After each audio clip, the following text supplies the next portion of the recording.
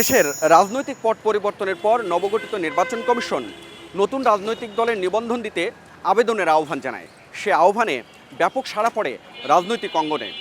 2 দফায় নির্বাচন কমিশনে রাজনৈতিক দল হিসেবে নিবন্ধন পেতে আবেদন করে অন্তত 147টি রাজনৈতিক দল। দেশে বর্তমানে নিবন্ধিত রাজনৈতিক দলের সংখ্যা 51টি। এরপরও এত রাজনৈতিক দল কারা গঠন করতে চায়? শুধুমাত্র রাজধানীর পল্টন ও এর আশপাশের এলাকায় রাজনৈতিক দলের কার্যালয় রয়েছে 3 ডজনেরও বেশি। আমরা যেতে চাই এবং দেখতে চাই এসব রাজনৈতিক দলের কার্যালয়গুলোতে এবং জানব তাদের রাজনৈতিক চিন্তাভাবনার কথা।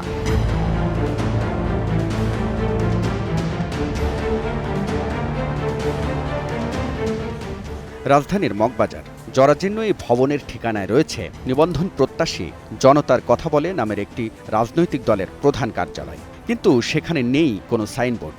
মুঠোফোনে কথা হয় দলটির সভাপতির সাথে। তিনিই আমাদের নিয়ে যান ভবনের 2য় তলায়। সরু সিঁড়ি দিয়ে উপরে উঠতেই বেশ অবাক হওয়ার মতো ঘটনা। দীর্ঘদিন ধরে পড়ে থাকা একটি গোডাউনে নিয়ে যান আমাদের আগমনে ধুলোর আবরণ কিছুটা হলেও পরিষ্কার করার চেষ্টা। ময়লা আসবাবপত্র আর দোকানের বাড়তি মালামাল রাখা হয়েছে সেখানে। দলের সভাপতি নিজেই জানান এর আগেও জাতীয় নির্বাচনে অংশগ্রহণ করেছেন তিনি। বর্তমানে একটি অক্সিজেনের দোকানের মালিক।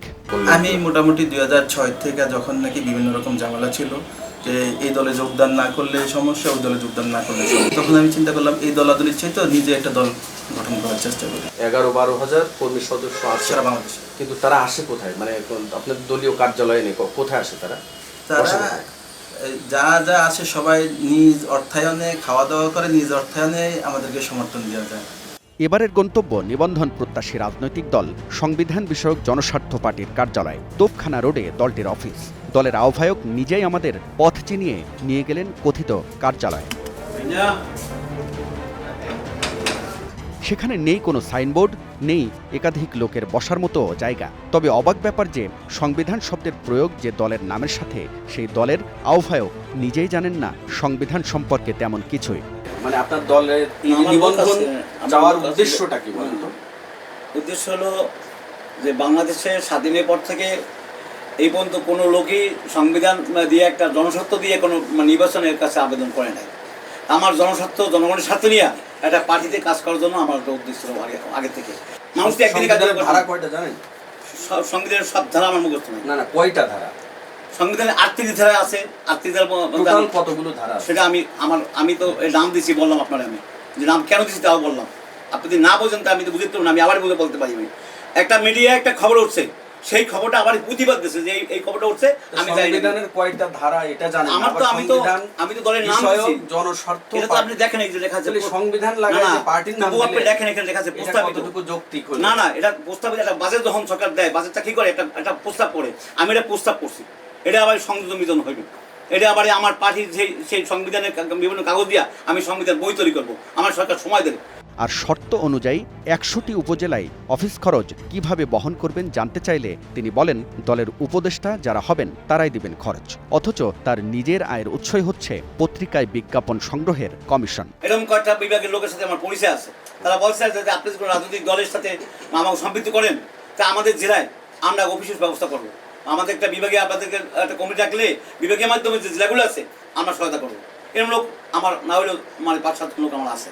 ইসিতে বাংলাদেশ জনগণের দল বাজদের কার্যালয়ের ঠিকানা দেওয়া হয়েছে পুরানা পল্টনে। যে ভবনে কার্যালয়ের কথা বলা হয়েছে সেখানকার 4র্থ তলায় গিয়ে দেখা যায় একাধিক রাজনৈতিক দলের কার্যালয়, কিন্তু বাজদের কোনো সাইনবোর্ড নেই। শুধু একটি রুমের দরজায় কাগজে দলের নাম লেখা। তবে রুমটি আবার তালাবদ্ধ। মুঠোফোনে স্টার নিউজের প্রতিবেদকের সাথে কথা হয় দলের সাধারণ সম্পাদকের সাথে। হ্যাঁ, নিবন্ধন পেয়েছি। তো আপনাদের দলের কি লোকজন নাই? আর আছে, বিকেল বেলা খোলা হয়, সবসময় তো কাজ বাজ থাকে না আমাদের। না, সব কমিটি নাই, আমাদের কার্যক্রম চলমান। আমাদের সময় দিল, আমরা তো নতুন সংগঠন, এত দ্রুত সময় তো করা যায় না আর কি, চলমান আছে। পুরনো পল্টনের ঠিকানা দেয়া আরেকটি রাজনৈতিক দল আম জনতার দল। দলটির সেক্রেটারি জানান নিবন্ধন পেতে যেসব শর্ত রয়েছে তার সবই পূরণ করেছেন তারা। কিন্তু এত রাজনৈতিক দলের ভিড়ে কেন নতুন দল গঠন করলেন তা জানালেন এই তরুণ নেতা। আমাদের 3টা মূলনীতি আমরা ঠিক করেছি: সার্বভৌমত্ব, স্বনির্ভরতা এবং সুশাসন। আমরা রাজনৈতিক আরও অন্যান্য মূলনীতিগুলো আমাদের সামনে আসছিল, কিন্তু আমরা মনে করছি আমাদের দেশের সার্বভৌমত্বের জায়গাটি আরও সুদৃঢ় করা প্রয়োজন। আমাদের 20-25 জন সহযোদ্ধা আছে যারা নির্বাচনের বিষয়ে আত্মবিশ্বাসী, তারা নির্বাচন করতে চায়। তবে নির্বাচন যত আগায় আসবে এই সংখ্যাটা আস্তে আস্তে ধীরে ধীরে বাড়বে। এতক্ষণ তো সাইনবোর্ড না থাকলেও কথিত কার্যালয়ের সন্ধান দিয়েছেন দলগুলোর নেতারা। তবে স্টার নিউজের প্রতিবেদকদের এবারের অভিজ্ঞতা আরও মজার। জাতীয় ন্যায় বিচার পার্টি নিবন্ধনের জন্য আবেদন করা পত্রে কার্যালয় দেখানো হয়েছে নয়াপল্টনের ইসলাম টাওয়ার, কিন্তু 7তলা ভবনের পুরোটাতেই ট্যুরস, ট্রাভেলস ও বিদেশ জনশক্তি পাঠানোর অফিস। জাতীয় ন্যায় বিচার পার্টির চেয়ারম্যান কামরুজ্জামানকে ফোন করা হলে তিনি জানান, আল আমিন ট্যুরস অ্যান্ড ট্রাভেলসই হল তার দলীয় কার্যালয়। কিন্তু ট্রাভেলস অফিস কিভাবে রাজনৈতিক দলের কার্যালয় হয়, এর জবাব দিলেন অফিসের এক ম্যানেজার। ওটা অফিস না নেওয়া পর্যন্ত এটাই অফিস হিসেবে ইউজ হবে। আচ্ছা আচ্ছা, উনি কি ট্যুর অ্যান্ড ট্রাভেলসের সঙ্গে আছে সম্পৃক্ত? হ্যাঁ হ্যাঁ, সেক্রেটারি যিনি, মানে ওই ন্যায় বিচার পার্টির যিনি সেক্রেটারি আছে উনি এই ট্যুরস অ্যান্ড ট্রাভেলসের মালিক। ওনার 10টা অফিস আছে। তো এটাও একটা শাখা, এটা হচ্ছে 6ষ্ঠ শাখা আর কি। তো যেহেতু এইটা কাছে হয় এই জন্য এটাকেই উনি এই অফিস হিসেবে বর্তমানে পরিচালনা করবে।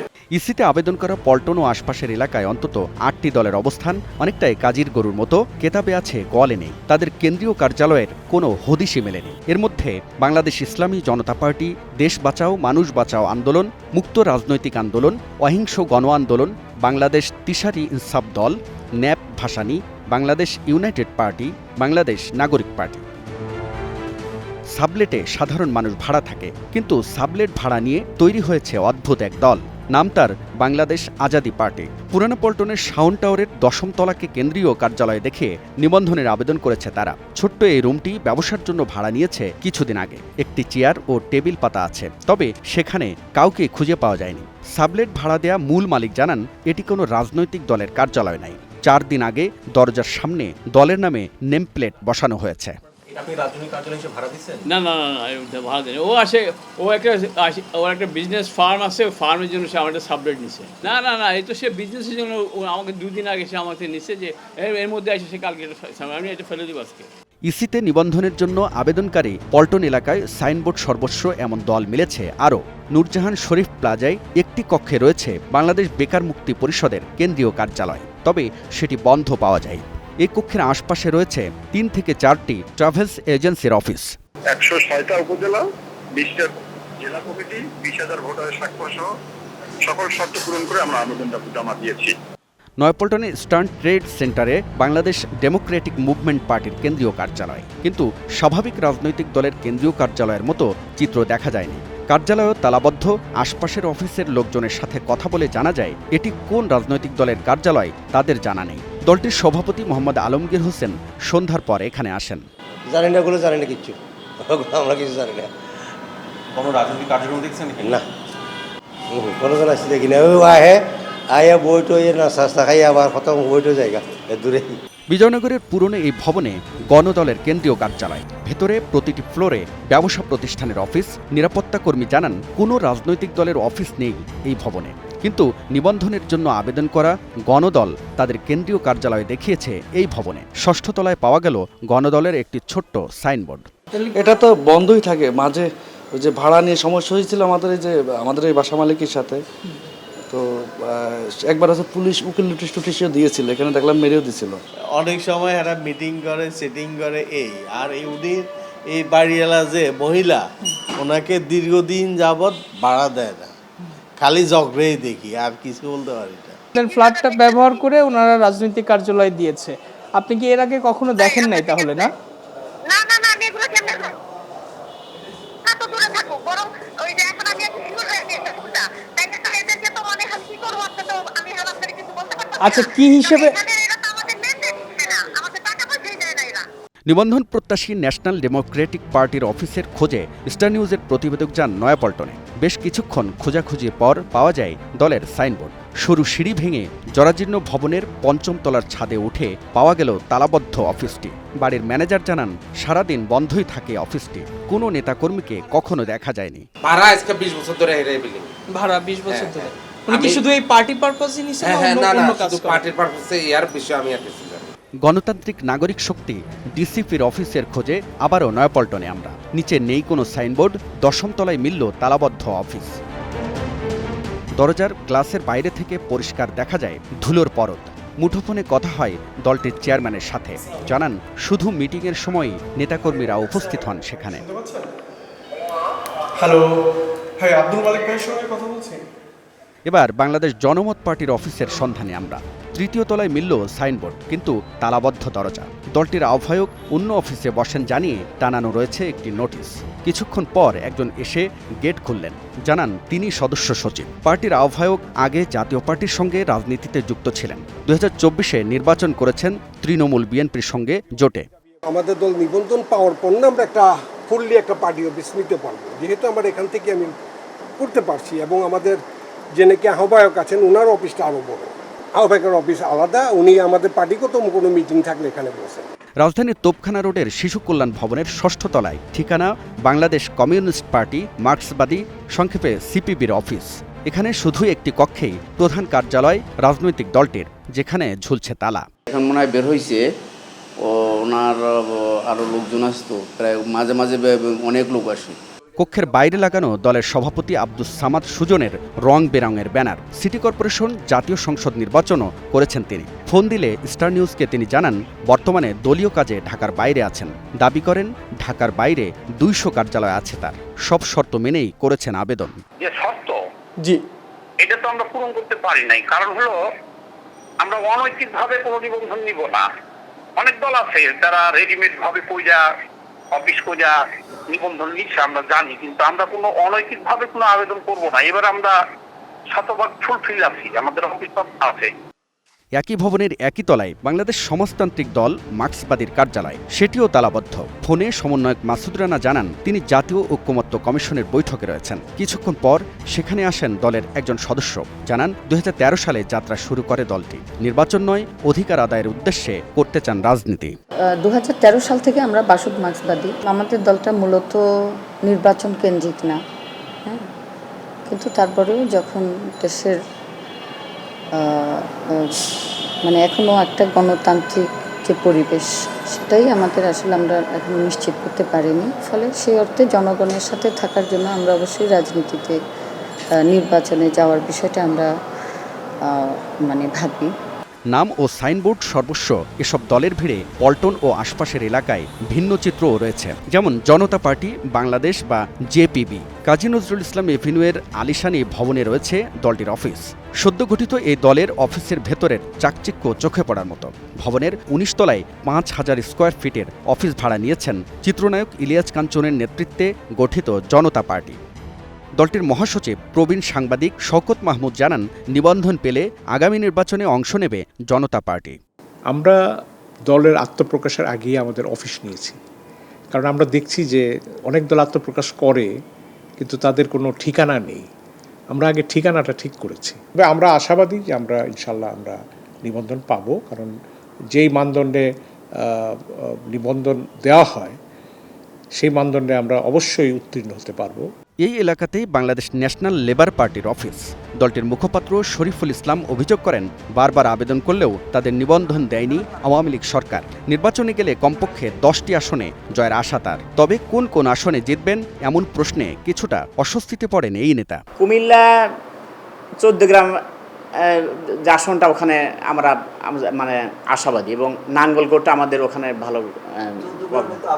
আমাদের এবারের গন্তব্য পুরনো পল্টনের ভাসানী জনশক্তি পার্টির কার্যালয়। দলটির সভাপতি জানান ভাসানী অনুসারী পরিষদ হিসেবে দীর্ঘদিন ধরে কার্যক্রম চালিয়ে আসছেন তারা, কিন্তু গত বছর 5 আগস্ট পরবর্তী নির্বাচন কমিশনের আহ্বানে দল গঠনে আগ্রহী হন। জানান ভাসানীর আদর্শে উজ্জীবিত অনুসারীদের নিয়ে কৃষক, শ্রমিক, দিনমজুর সহ মেহনতি মানুষের কথা বলতেই এই দলের নিবন্ধন চেয়েছেন। এপ্রিল মাসের 13 তারিখে ভাসানী অনুসারী পরিষদকে আমরা কাউন্সিলের মাধ্যমে ভাসানী জনশক্তি পার্টিতে রূপান্তরিত করেছি, এবং বিগত দিনে আমাদের যে অফিসগুলো নেওয়া ছিল ভাসানী জনশক্তি পার্টির ভাসানী অনুসারী পরিষদের নামে, আমরা সেগুলো এখন ভাসানী জনশক্তি পার্টি হিসাবেই কার্যক্রম শুরু করেছি। এরপর পল্টনের জনজোট পার্টির কার্যালয়ের সন্ধানে আমরা। ভবনের বাইরে নেই কোনো সাইনবোর্ড, ভেতরে 3 তলায় মিলল একটি ব্যানার। কার্যালয়ের একটিই কক্ষ, যেটি তালাবদ্ধ। মুঠোফোনে চেয়ারম্যান মোজাম্মেল মিয়াজি জানান, নির্বাচন কমিশনে আছেন তারা। কোটা সংস্কার আন্দোলনে যুগ্ম আহ্বায়ক ও বৈষম্য বিরোধী ছাত্র আন্দোলনের কেন্দ্রীয় সংগঠক এবং সবশেষ গণ অধিকার পরিষদের দপ্তর সম্পাদকের দায়িত্ব পালন করেছেন তিনি। আমি হচ্ছে যে বাংলাদেশ জনজোট পার্টির চেয়ারম্যান, ঠিক আছে? জি জি। আমি হচ্ছে যে আপনার 2012 সাল থেকে আমি কন্টিনিউ আন্দোলন করি। যেমন সবচেয়ে বড় যে আন্দোলনটা করি সেটা হচ্ছে যে কোটা সংস্কার চাই, বাংলাদেশ ছাত্র অধিকার সংরক্ষণ পরিষদ, এটা আমি কেন্দ্রীয় কমিটির যুগ্ম আহ্বায়ক ছিলাম। রাশেদ ফারুক ছিল। আমি কি বলেছি বুঝতে পারছেন? আচ্ছা আচ্ছা। বিশ্বের কোনো দেশেই এত রাজনৈতিক দল গঠনের নজির নেই উল্লেখ করে জাহাঙ্গীরনগর বিশ্ববিদ্যালয়ের অধ্যাপক ডক্টর মুজাহিদুল ইসলাম বলেন, বড় বড় রাজনৈতিক দলের ছত্রছায়ায় গঠিত হয় ছোট ছোট দল, যেন বড় দলগুলো তাদের জোটের সংখ্যা বাড়াতে পারে। আমরা যেমন রাজনৈতিক অস্থিতিশীলতা দেশে, বাংলাদেশের রাজনৈতিক সংস্কৃতির দীর্ঘদিন অনুপস্থিত থাকার কারণে রাজনৈতিক দলের অনেকেই চায় যে আমি নিজে একটা রাজনৈতিক দল করি। এর বাইরে থাকে হচ্ছে আপনার যে মূল কারণ, সেটা হচ্ছে অর্থের উৎস। অর্থাৎ বিদেশি এবং দেশে বিভিন্ন ব্যক্তিবর্গ বা বিভিন্ন প্রতিষ্ঠান বা বিভিন্ন দেশ রাজনৈতিক দল গঠন করার জন্য তারা অনুপ্রেরণা করেন, কারণ তারা মনে করেন যে যদি প্রতিষ্ঠিত যে রাজনৈতিক ব্যবস্থা আছে তার বাইরে যদি নতুন কোনো রাজনৈতিক দল গঠিত হয়, তাহলে এই সমস্ত নতুন রাজনৈতিক দলগুলোর মধ্য দিয়ে তারা তাদের এজেন্ডাকে বাস্তবায়ন করতে পারবে। ফলে সংখ্যাটা তখন একটা বড় কারণ হয়ে দাঁড়ায়। এবং এখনও আমরা যেটা মনে করি যে কোনো রাজনৈতিক দল তাদের নিজস্ব ছত্রছায়ায় একাধিক রাজনৈতিক দল খোলার চেষ্টা করছেন। একদিকে হচ্ছে রাজনৈতিক দল, বিভিন্ন ব্যক্তি তার নিজের প্রচেষ্টায় রাজনৈতিক দল করার চেষ্টা করতেছেন, আবার কোনো ক্ষেত্রে কোনো রাজনৈতিক দলও তাদের ছত্রছায়ায় কিছু রাজনৈতিক দল গঠন করার চেষ্টা করতেছে। এর ফলে রাজনৈতিক দলের যে সংখ্যা সেটা বেড়ে যাচ্ছে। অর্থের উৎসের বাইরে অনেক ব্যক্তি মনে করেন যে আমার নিজের ক্ষমতার জন্য এবং আমি যদি নিজে একটা রাজনৈতিক দল গঠন করতে পারি, তাহলে সেই রাজনৈতিক দলের মধ্যে দিয়ে আমার পরিচিতি বাড়বে, আমার ক্ষমতা বাড়বে এবং বড় রাজনৈতিক দলের সঙ্গে আমার বসার একটা সুযোগ তৈরি হবে এবং তার মধ্য দিয়ে আমি কিছু রাজনৈতিকভাবে কিছু সুবিধা অর্জন করতে পারবো। এই যে সুবিধা, অর্থবিত্ত, ক্ষমতা, এগুলো হচ্ছে নতুন রাজনৈতিক দল বিকাশের একটা অন্যতম কারণ। রাজনৈতিক অস্থিরতা ও আইনের শাসন না থাকলে ভুইফোড় এমন দলের জন্ম হয় বলেও মনে করেন তিনি। রাজনীতি করা কিংবা রাজনৈতিক দল গঠনের অধিকার দেশের সকল সুস্থ নাগরিকেরই রয়েছে, কিন্তু কোনো বিশেষ সুবিধা, সুযোগ সন্ধান কিংবা লেজুর বৃত্তির জন্য কোনো রাজনৈতিক দল গঠন করা কোনোভাবেই কাম্য নয়। রাজনীতি হয়ে উঠুক দেশের জন্য, দেশের মানুষের সেবার ব্রত নিয়ে। হাবিবুল ইসলাম হাবিব, স্টার নিউজ, ঢাকা।